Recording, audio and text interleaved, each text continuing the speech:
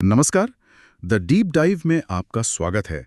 आज हम 13 नवंबर 2025 के कुछ ज़रूरी करंट अफेयर्स पर गहराई से नज़र डालेंगे, ख़ास तौर पर यूपीएससी की तैयारी करने वालों के लिए। ये इस तारीख का पहला भाग है। नमस्कार। और जैसा आपने कहा, आज कई दिलचस्प विषय हैं। हाँ, बिल्कुल। हो सकता है कुछ विषयों से आप पहले से वाकिफ हों, तो एक अच्छा रिवीजन हो जाएगा और कुछ एकदम नई जानकारियां भी मिलेंगी। हमारा मकसद ही यही है कि खबरों के ढेर से वो जानकारी निकाले जो परीक्षा के लिए काम की हो। सही कहा। तो चलिए शुरू करते हैं आज की बातचीत। शुरुआत करते हैं क्लाइमेट इन्वेस्टमेंट फंड यानी CIF से। खबर है कि हाल ही में UNFCCC COP30 के दौरान जर्मनी और स्पेन ने CIF के एक नए कार्यक्रम अराइज के लिए $100 मिलियन देने का वादा किया है। ये CIF आखिर है क्या? देखिए, CIF की शुरुआत 2008 में हुई थी। इसका मुख्य काम है 70 से ज्यादा निम्न और मध्यम आय वाले देशों को जलवायु परिवर्तन से निपटने में मदद करना। मतलब मिटिगेशन और अडेप्टेशन दोनों? हाँ, बिल्कुल। यानी उसके असर को कम करना और उसके साथ जीने के तरीके खोजना, दोनों शामिल हैं। और इसकी खास बात है इसका फाइनेंसिंग मॉडल। वो कैसे?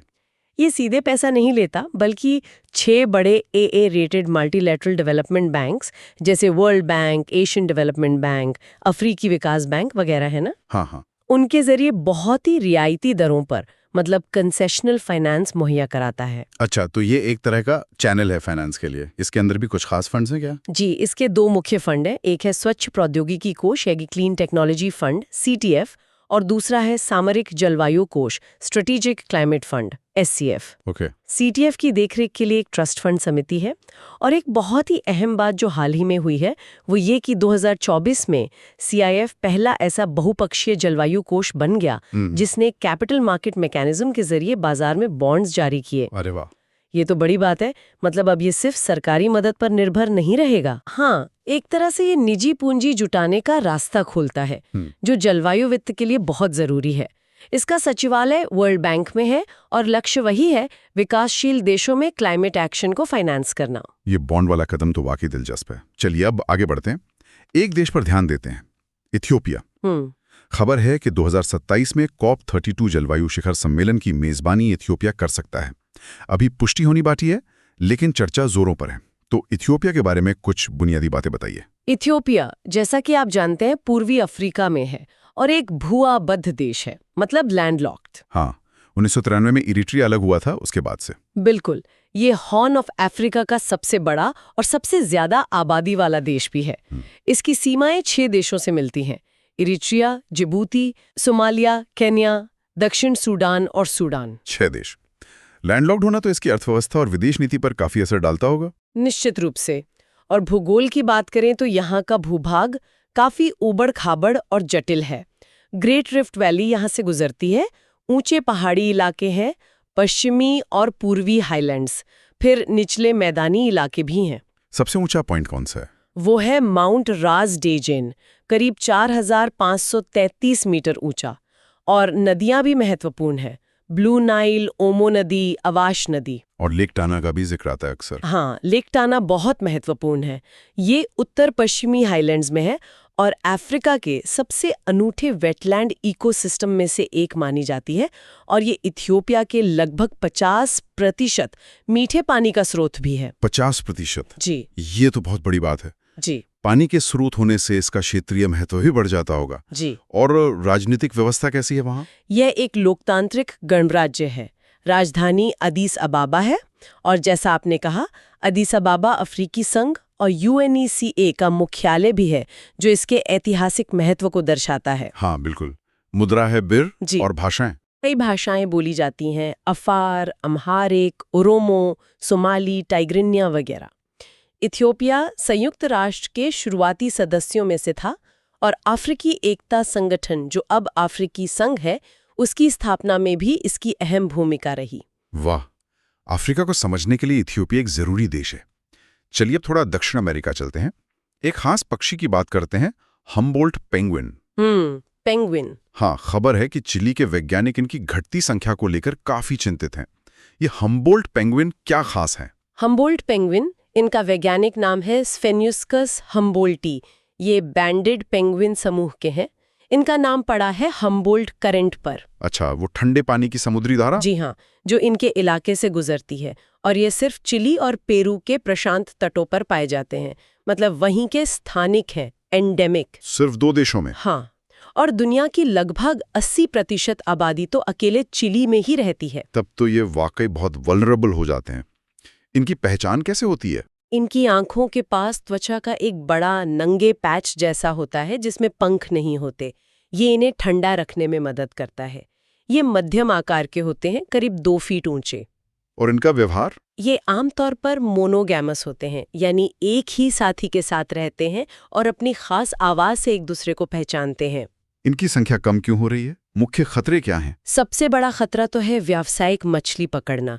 इससे इनके भोजन यानी मछलियों के लिए सीधी प्रतिस्पर्धा हो जाती है। खाने की कमी? हाँ, इसके अलावा इनके रहने की जगहों का नुकसान हो रहा है, प्रदूषण एक बड़ी समस्या है, बर्ड फ्लू का भी असर पड़ा है, और जाहिर है जलवायु परिवर्तन के प्रभाव भी दिख रहे हैं। तो कई सारे फैक्टर्स हैं। इनकी संरक्षण स्थिति क्या है? IUCN ने इन्हें वल्नरेबल यानी असुरक्षित श्रेणी में रखा है, और ये साइट्स के परिशिष्ट 1 में भी सूचीबद्ध हैं, जिसका मतलब है कि इनके अंतर्राष्ट्रीय व्यापार पर सख्त पाबंदी है। समझना जरूरी है कि जलवायु परिवर्तन और मानवीय गतिविधियां कैसे इन प्रजातियों को प्रभावित कर रही हैं।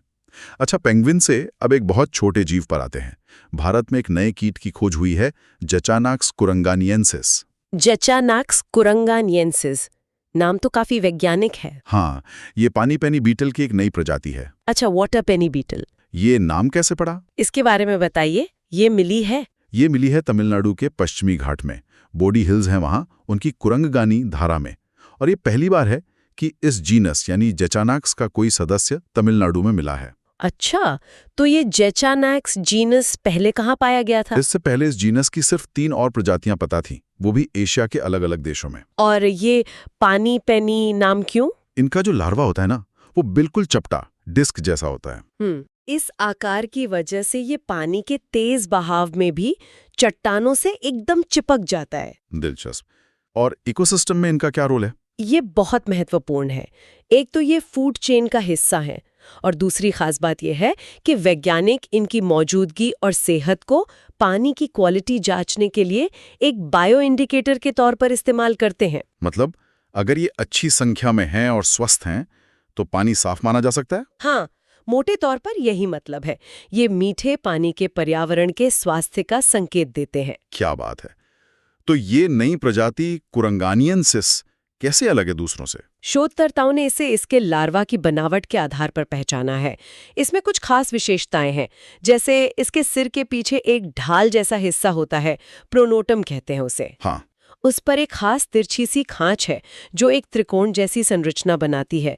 ये इस जीनस की दूसरी प्रजातियों में नहीं मिलती। ओके, ये एक पहचान हो गई। नई प्रजाति बनाती हैं, और नाम जैसा आपने कहा कुरंगानी धारा के नाम पर ही रखा गया है। अद्भुत खोज। पश्चिमी घाट की बायोडायवर्सिटी सच में हैरान करती है। चलिए अब एक थोड़े अलग विषय पर आते हैं। एक कानूनी और नैतिक सिद्धांत, अंतरपीढ़ी इक्विटी। Intergenerational equity. हाँ, हाल ही में सुप्रीम कोर्ट के जस्टिस PS नरसिम्हा ने इस पर एक टिप्पणी की थी। ये सिद्धांत आखिर है क्या? अंतरपीढ़ी इक्विटी का सीधा सा मतलब है आज की पीढ़ी की नैतिक जिम्मेदारी, ये जिम्मेदारी कि हम भविष्य की पीढ़ियों के लिए भी उतने ही अवसर और संसाधन छोड़कर जाएं जितने हमें मिले हैं। यानी हमारा विकास ऐसा हो कि आने वाली पीढ़ियों की जरूरतें पूरी करने की क्षमता कम ना हो। बिल्कुल, हमें प्राकृतिक संसाधनों और पर्यावरण का ध्यान रखना है ताकि भविष्य की पीढ़ियां भी उनका इस्तेमाल कर सकें, उन्हें भी जीवन का अधिकार मिल सके। सुनने में तो ये बहुत अच्छा और जरूरी सिद्धांत लगता है, लेकिन जस्टिस नरसिम्हा की टिप्पणी थोड़ी आलोचनात्मक थी। उन्होंने कहा कि ये पश्चिमी सिद्धांत मानव केंद्रित यानी एंथ्रोपोसेंट्रिक है और शायद लुप्तप्राय प्रजातियों को बचाने में उतना कारगर ना हो। इसका क्या मतलब हुआ? हाँ, ये एक बहुत महत्वपूर्ण सवाल है जो उन्होंने उठाया। एंथ्रोपोसेंट्रिक का मतलब है मानव को केंद्र में रखना। तो आलोचना ये है कि ये सिद्धांत भविष्य की मानव पीढ़ियों की भलाई की बात तो करता है, लेकिन क्या ये वाकई किसी गैर मानव प्रजाति के अस्तित्व को मानव विकास से ऊपर रखता है? मतलब टकराव की स्थिति में प्राथमिकता किसे मिलेगी? शायद यही दुविधा है। क्या ये सिद्धांत पर्यावरण संरक्षण को अपने आप में एक लक्ष्य मानता है, या अंततः ये मानव हितों को ही साधने का एक जरिया है? जस्टिस नरसिम्हा का इशारा शायद इसी तरफ था कि जब किसी लुप्तप्राय प्रजाति को बचाने और किसी विकास परियोजना में चुनना हो तो ये सिद्धांत कितना मददगार होगा। ये तो वाकई सोचने वाली बात है।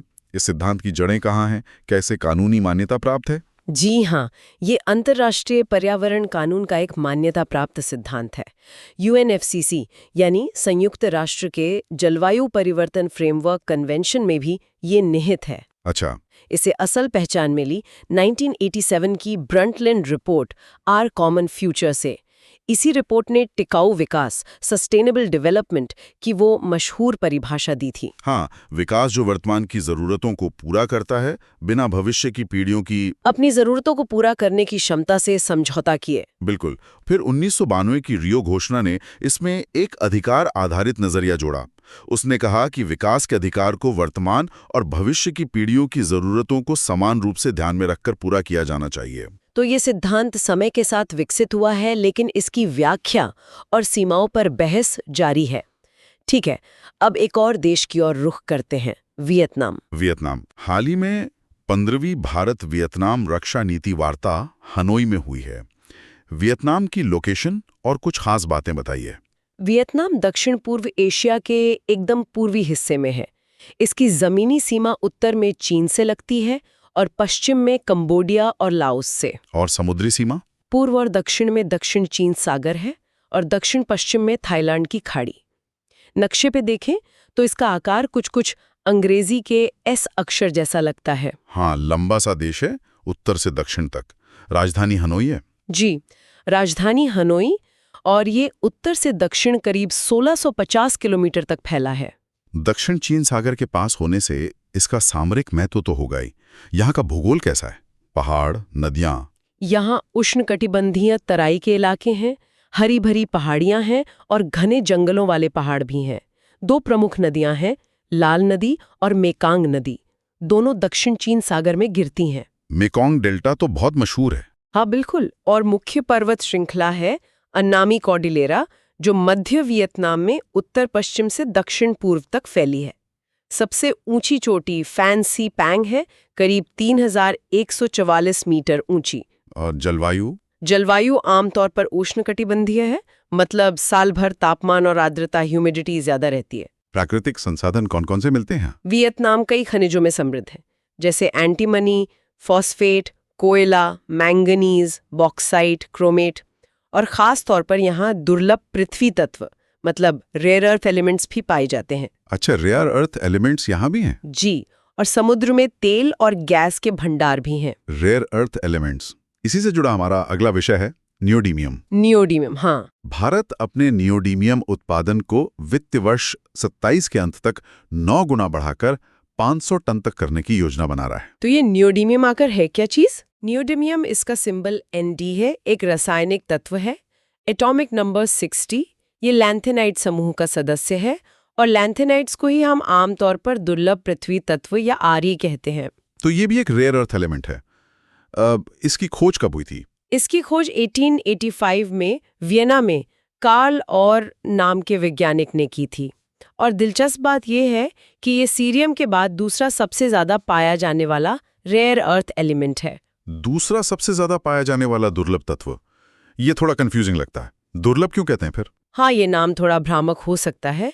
दुर्लभ इसीलिए कहते हैं क्योंकि ये ऐसे कंसंट्रेशन में कम पाए जाते हैं जिनसे इन्हें निकालना आर्थिक रूप से फायदेमंद हो। मतलब ये पृथ्वी की पपड़ी में फैले तो हुए हैं, लेकिन एक जगह पर ज्यादा मात्रा में कम मिलते हैं। अच्छा, ये बात है।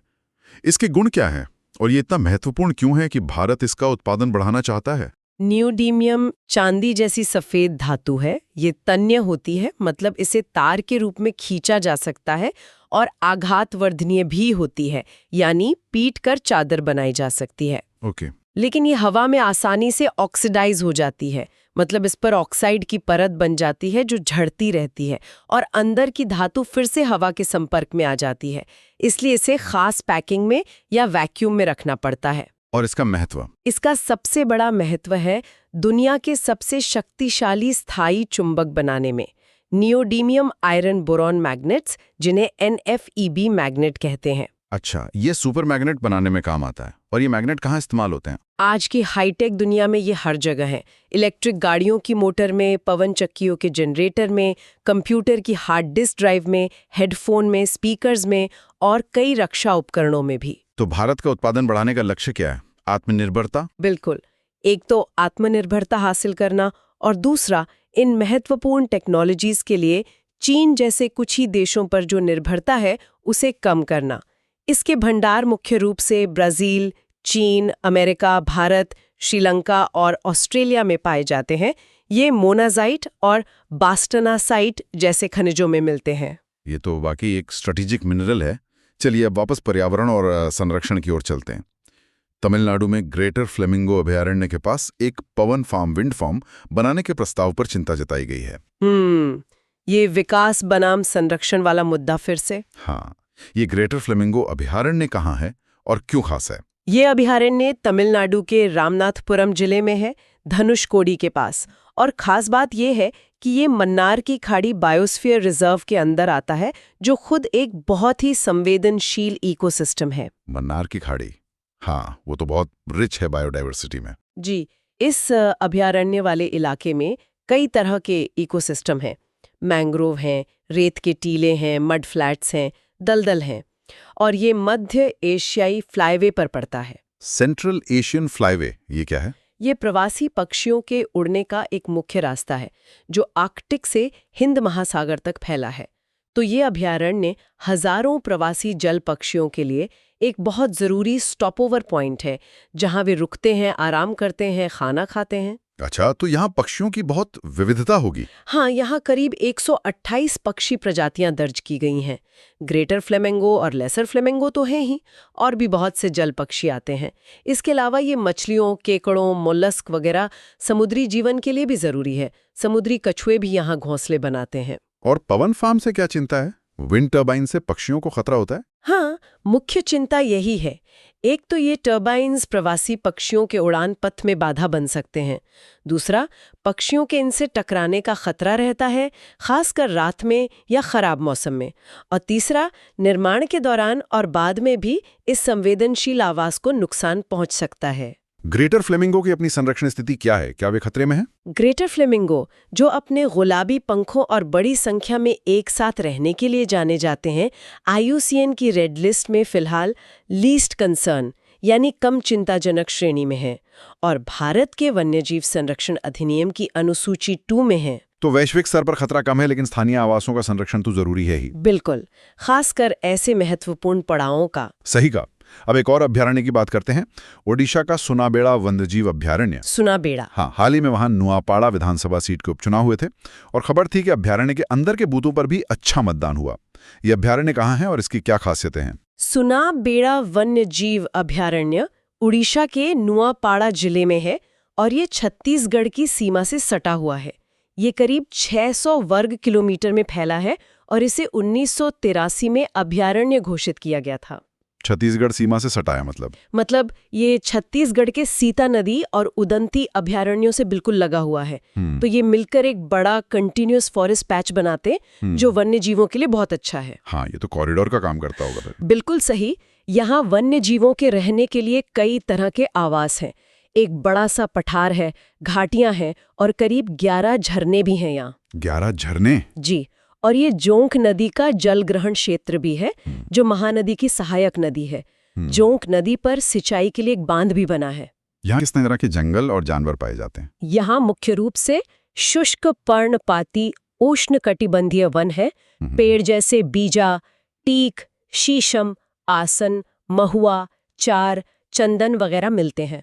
जानवरों की बात करें तो ये बारासिंघा यानी स्वैम्प डियर के लिए एक बहुत अच्छा घर माना जाता है। बारासिंगा के लिए खास? हाँ, इसके अलावा बाघ, तेंदुए, लकड़बग्घे, भौंकने वाले हिरण, चीतल, गौर, सांबर, स्लॉथ भालू, पहाड़ी मैना जैसे कई जानवर यहाँ हैं। और जैसा आपने कहा, ये ओडिशा और छत्तीसगढ़ के बीच जंगली भैंसों के आने जाने के लिए भी एक महत्वपूर्ण कड़ी का काम करता है। तो ये बायोडाइवर्सिटी और कनेक्टिविटी दोनों के लिए अहम है। चलिए आज के आखिरी विषय पर आते हैं, जो मानव विकास के इतिहास से जुड़ा है, निएंडरथल। निएंडरथल, हाँ, हमारे करीबी रिश्तेदार। हाँ, एक हालिया अध्ययन आया है जो इस विचार का समर्थन करता है कि निएंडरथल एकदम से विलुप्त नहीं हुए, बल्कि हजारों सालों में धीरे धीरे आधुनिक मानव आबादी में जेनेटिकली समा गए, मिल गए। कौन थी ये निएंडरथल? निएंडरथल वैज्ञानिक नाम होमो निएंडरथेलेंसिस, आधुनिक मानव यानी होमो सेपियंस के सबसे करीबी विलुप्त रिश्तेदार थे। ये कभी पूरे यूरोप में फैले हुए थे और मध्य और दक्षिण पश्चिम एशिया तक पाए जाते थे। सबसे करीबी विलुप्त रिश्तेदार। माना जाता है कि हमारी और इनकी वंश रेखा कब अलग हुई? वैज्ञानिक प्रमाण बताते हैं कि हमारा और उनका कोई साझा पूर्वज था और हमारी वंश रेखाएं कम से कम 5 लाख साल पहले अलग हो गईं। निएंडरथल्स एक और विलुप्त मानव समूह डेनिसोवंस के भी करीबी रिश्तेदार थे, जिनके बारे में हमें अभी बहुत कम पता है। तो ये हमारे चचेरे भाई जैसे थे। ये कब तक रहे धरती पर और आधुनिक मानवों से दिखने में कैसे अलग थे? माना जाता है कि निएंडरथल्स की जो आखिरी आबादियां थीं वो करीब 40,000 साल पहले खत्म हो गईं। ये वो समय था जब आधुनिक मानव यूरोप में गहराई तक फैल रहे थे। अच्छा। शारीरिक रूप से देखें तो उनकी कुछ खास पहचानें थीं, जैसे चेहरे का बीच का हिस्सा बड़ा था, गाल की हड्डियां थोड़ी कोणीय थीं और नाक शायद काफी बड़ी थी। ऐसा माना जाता है कि ये ठंडी, सूखी हवा को नम और गर्म करने में मदद करती थी। मतलब ठंडे मौसम के अनुकूलन थे। हाँ, उनका शरीर भी आधुनिक मानवों की तुलना में थोड़ा छोटा और ज्यादा गठीला था, जो ठंडे वातावरण में रहने के लिए एक और अनुकूलन था। लेकिन दिलचस्प बात यह है कि उनका दिमाग हमारे जितना ही बड़ा था और अक्सर उनके भारी शरीर के अनुपात में तो शायद हमसे बड़ा ही था। दिमाग बड़ा था।